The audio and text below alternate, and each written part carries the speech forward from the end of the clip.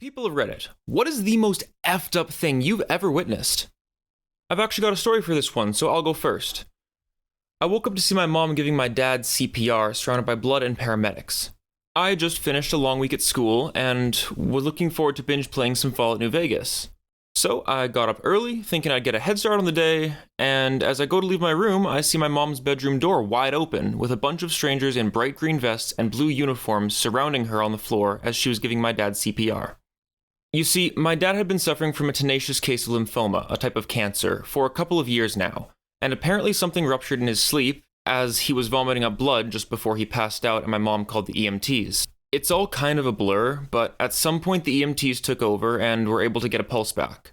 They wheeled my dad off to the hospital, and my mom went with them. She called her best friend at the time to keep an eye on me and make sure I was okay while she was away. This was my first real experience with death, and after sitting at the house for what felt like hours but was probably only an hour or two, my mom called her friend and got her to bring me to the hospital. She didn't say anything about my dad's condition, and she kept a straight face, but I knew what had happened. It's not hard to read that kind of emotional change in a room. Not long after this, we had him cremated and spread his ashes around a few of his favorite spots. It's not the easiest topic to talk about, but what they say about time healing wounds is pretty accurate, even if that healing still leaves a scar. Now, onto the Reddit post. Story 1. I once saw an old lady probably in her 70s get completely collected by a cab while crossing the street. Cab must have been doing 25 miles, around 40 kilometers at the time, when it hit her, and brakes were fully locked up. She got flung up and tossed a good 4 or 5 car lengths away, and I was sure she was dead. But without missing a beat, she got up, walked back to where her purse was lying on the road, and started cussing out the cab driver. I had watched Men in Black earlier that night, and I was like, she must be an alien. She has to be. Story 2. While working in Australia, I saw 2 guys welded to a pole. The supply voltage to the overhead wires on the Melbourne Metropolitan train system is 1500 volts, DC. God knows how many amps. Anyway, DC current grabs and holds. These 2 guys tried to steal the copper, and they failed. The current grabbed onto them and boiled them dry, all visceral fluids completely gone. Story 3. I witnessed a bad car accident once. The car launched off of an overpass as I went under it. The car flipped several times. It was like something out of a movie. I was the first person on the scene. My wife called 911. It was not a pretty sight. The first thing I remember seeing was a severed arm beside the road. There wasn't much left of the person's body. I saw a Kia Soul that had flipped upside down on an exit ramp once. Poor guy hit a median doing around 60k, which is, 40 miles. Popped up on top of it, sent half his car airborne, and just flipped. Traffic was a crapshoot for a few hours while emergency crews tried to roll this guy's car over. And Kia Souls, for those who don't know, are basically square, so it wasn't exactly a 1-2-3 push situation. I didn't see any body. I think the guy was trapped inside, frankly. And I don't know if he was okay or not, but yeah, car accidents can get pretty wild. Keep your eyes on the roads, kids, and make sure you know which side your car pulls to when you're driving in a straight line. Story 4. My sister and I saw a bad accident when we were kids. A guy who was drunk hit a ditch, and somehow his car launched up and clear over a bison fence before rolling a number of times. My dad told me not to look, which I did, and he ran and climbed the fence to go check on him. The driver didn't make it. There was a woman and a man who were falling behind this car, who pulled over a minute or two after it happened. Apparently, the woman had insisted on going back to pick up her husband because she didn't trust his friend not to drive drunk. She was wailing because she was so frightened that her husband was almost in the car that crashed. It's not the image of the wreck that stays in my mind. I luckily didn't see any human remains, but it's the sound of her screams. My best friend and I were 16 and climbing on top of a gymnasium one summer, and as we were walking around the top of the building, he tripped and fell right through the skylight. He fell 60 feet to his death. I remember him being there, and the next second he was gone, and I heard a huge thud as his body hit the floor. I ran over and looked down the skylight and started screaming his name. It was a horrible day. It was a horrible summer, and all I want is my best friend back 16 years later. Rest in peace, buddy. Story 6. The most effed up thing I've seen was a guy who had just been in a motorcycle accident. He was bleeding out on the side of the freeway and clenching onto the hand of the girl who was the driver of the car involved. She was crying hysterically and apologizing to him. I saw his hand turn white in a matter of seconds. I remember it whenever I see someone on a bike. My first aid instructor had a similar experience, actually, but it was a hit and run. I guess even after the lady showed no further signs of life, my instructor kept talking to her, because hearing is the last sense to go when you're dying. Story 7. A buddy of mine got hit by a big rig who ran a stop sign while he was crossing the street. He got punted a good 30 feet and landed in a field. He stood up and walked away from the accident like nothing had happened. Turned out he had a concussion, but he walked otherwise fine and was fully recovered from the concussion without any long-term issues not long after. Story 8. Honestly, adrenaline is a hell of a thing, I'll tell you. Roughly a little less than a month ago, someone came flying down a side street, ran a stop sign, and hit the vehicle I was driving. I didn't feel a friggin' thing, other than being extremely shaky. While I was calling my father because I was driving my mom's truck, which was registered under his name, I realized that my knee, which had been hurting for the past day from me falling down the stairs, wasn't hurting anymore. In fact, I didn't have any aches or pains. At that moment, I realized that if I had any injuries from the wreck, I wouldn't be feeling them until the next day, so I couldn't even properly assess if I'd been injured or not. It took over 12 hours after the accident for the adrenaline to get out of my system enough for me to start feeling pain again. At which point, the rest of the night was just a blur of activity. I went to the ER, they took some x-rays of my shoulder, and thankfully, they just told me I had a sprain and to rest it. My arm is now back to 100%, and I'm extremely thankful, but yeah, adrenaline is a hell of a thing. Story 9. I worked for a horse training ranch for a month when I was a kid. Me and this dude I worked with found a cow that had been dead for a while out in the field. It was bloated and gonna blow soon. We did not engage the cow because we weren't prepared for a cleanup that day. When we came back prepared for cleaning the next day, it had ruptured and the smell was life-changing. It was spiritually bad. Since I was basically an unpaid intern, the guys told me to take a hike. 14-year-old me took said hike. I was a hardworking kid and they knew it, so they let me off on that one. I've actually got something similar to this, but not with an animal. So, a buddy of mine does desert cleanup from time to time, and me along with this other guy were helping him one day. I go pick up this cooler I see. It looks like it's in one piece, and would make a decent junk basket for all the sharp metal and stuff that can't go in garbage bags. It was a cool little retro one too, so afterwards I thought it could be neat to try and save it from the trash heap and maybe fix it up. But as soon as I pop the top, a stench I can only describe as the smell of death just comes emanating from it. It was pungent. But we were cleaning, so I went to go bring it over to the truck we had, and as I walk past the other guy who was helping, I say, "Yo man, get a load of this f***ing thing." And he doesn't respond. Man doesn't even look at me. Weird shit. Maybe he's just in the zone or whatever. I didn't know the guy. As I get up beside him, dude just falls flat on his face. And I mean flat, like fully upright, arms at his sides, right onto the dirt, and starts having a full-blown seizure. I honestly thought I'd killed the guy with the smell of that cooler. Eventually, he gets back up, scratched to shit just from face planting into a mouthful of rocks. Ambulances were called, and he stayed the night in the hospital, checking himself out the next day when he probably shouldn't have. Turns out, he actually had a drug problem. But that cooler smelled bad enough that I would have believed it caused this man to seize if no one had told me otherwise. Story 10. A couple months ago, my neighbor was attacked by burglars. He was hit with a machete and blocked it with his hands. He came screaming for help to my workplace, squirting blood. Managed to control the biggest hemorrhage with a tourniquet, and the reception looked like a murder scene with like a pint of blood on the floor. So I got him in my car and drove him to the hospital. He was in shock, and of course I was speeding and also checking on him to make sure that he wasn't dying in my seat next to me. That's when I hit a pothole, broke a rim, and lost my brakes. Luckily, I managed to drive my mangled car to the ER, and he's okay now, but that's one of the reasons I drive manual. If something happens and you lose your brakes, you can still control the car with the engine braking and your handbrake. God, I keep saying this to people. Automatic cars are scary, dude. My buddy had a 2012 Cadillac with a push-button e-brake. One of his friends was a dumbass and decided to pull the thing while on the highway. Full steering lock, no rotation of the tires, traction control and ABS both turned off, and caused this man to almost spin into a ditch going 120k, which is around 70 miles per hour. My friend's a good driver, like damn good. I've seen him pull off some ridiculous shit in just awful conditions. but he couldn't release the e-brake because it locked until the car registered it to come to a full stop. And God, automatic cars and their tech are just so sketchy. Plus, you can get away with paying damn near zero attention to the road because the car does everything for you. But either way, story 11. When I was 22, on New Year's Eve, I ended up in the hospital for alcohol poisoning. In the bed next to me was a 16-year-old kid for the same thing.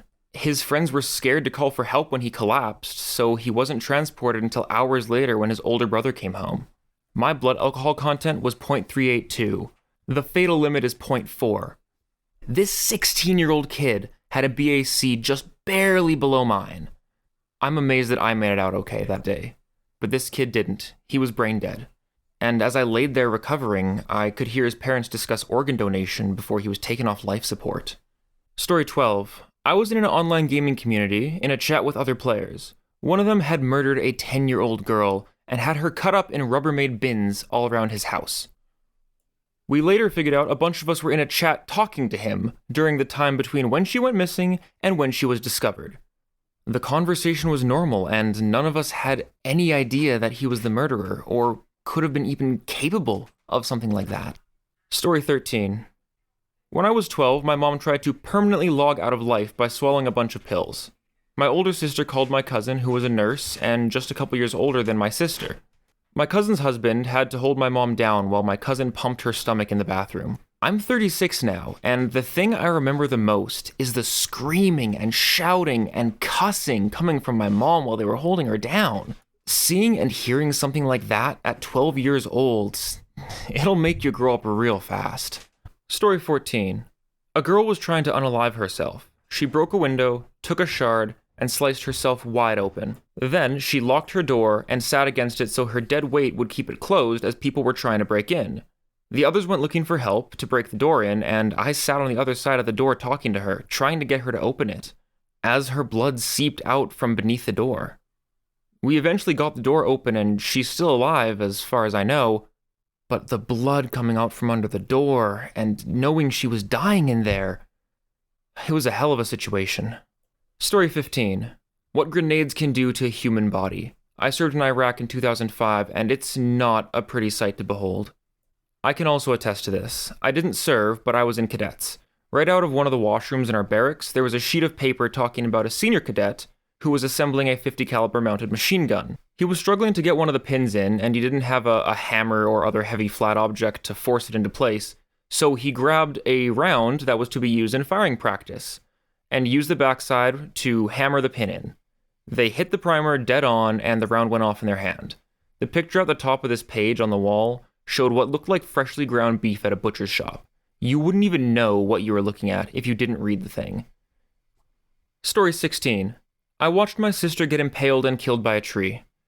We lived in the bottom of a huge hill. The back walls of our house were touching the ground basically. One day, we were playing in the laundry room when we heard a weird snap, and seconds later, a huge oak tree comes crashing down through the roof, and one of the branches went through her back.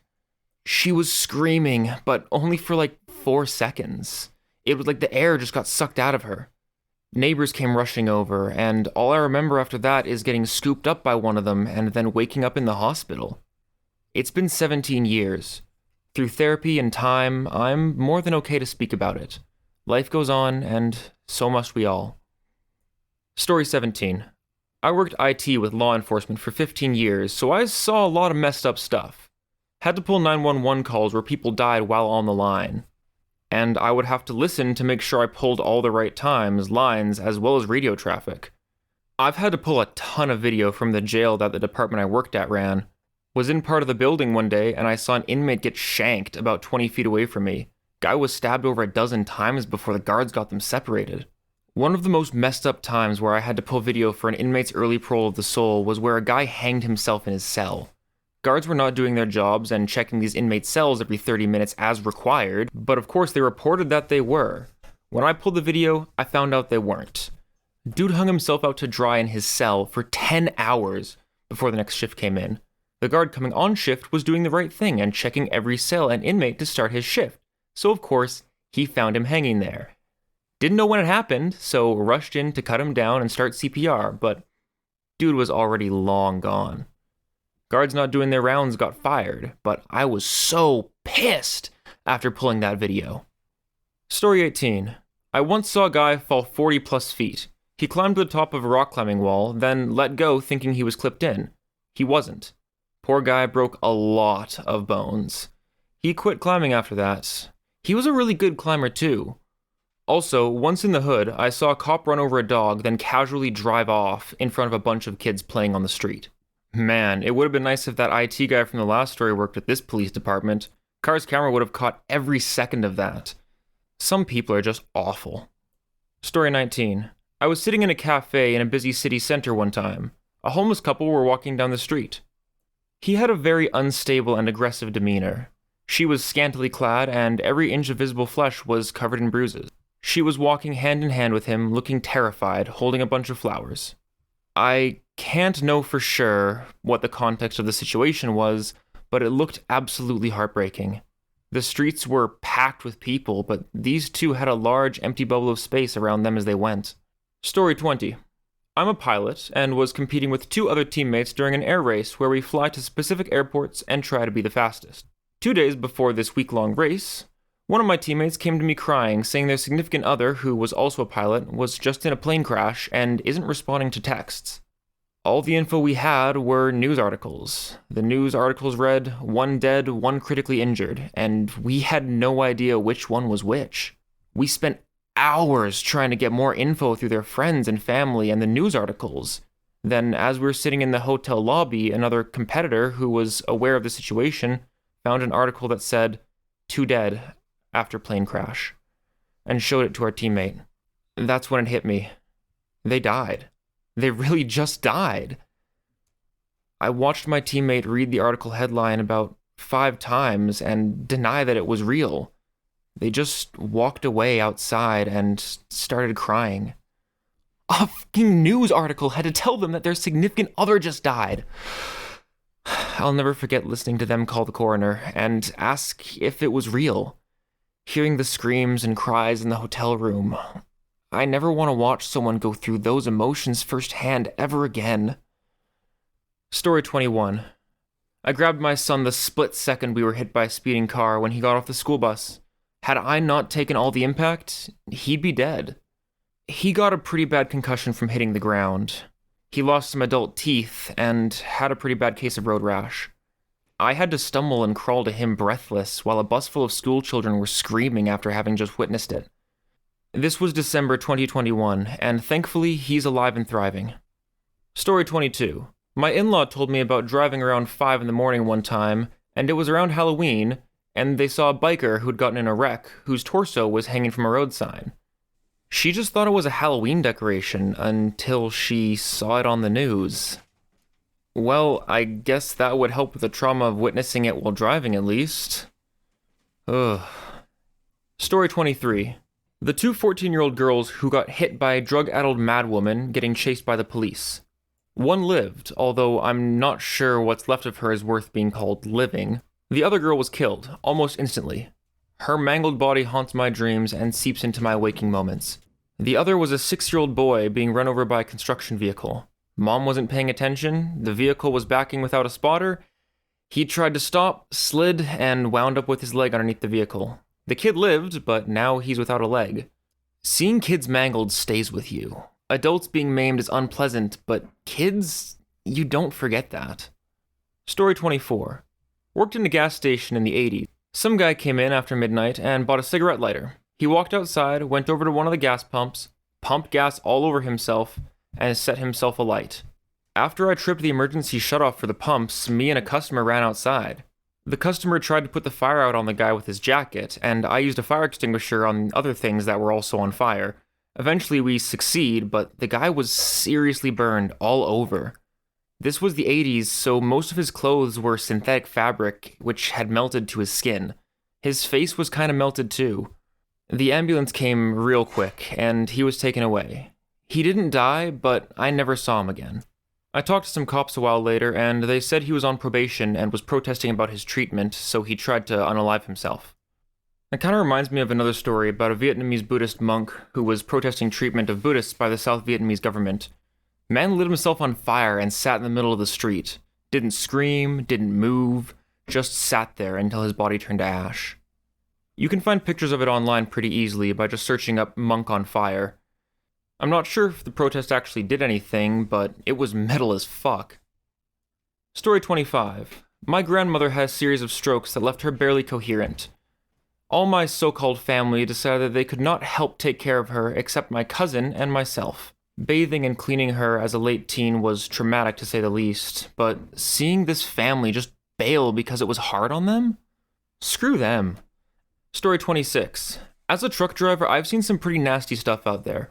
Probably the worst was a motorcycle with a teen girl passenger that came tearing down the middle lane in stopped traffic. Driver lost it and sideswiped into a pickup. Both driver and the girl had their legs torn off before they crashed into a school bus full of grade school kids. The faces on those children will haunt me forever. So that's it for today. If you enjoyed, don't forget to like and subscribe, as well as leave a comment of your story down below. I'd love to do a video on them in the future, and just hear other people's experiences. I hope you all have a great rest of your day, and I will see you next time.